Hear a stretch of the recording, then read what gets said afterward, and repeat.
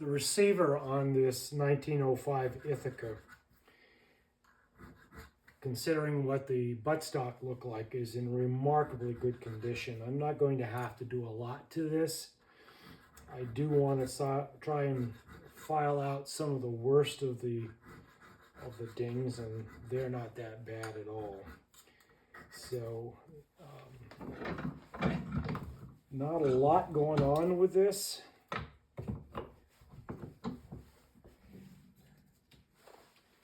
But we do need to do it. So we're going to go to polishing, and we're going to start out with the 180 grit paper.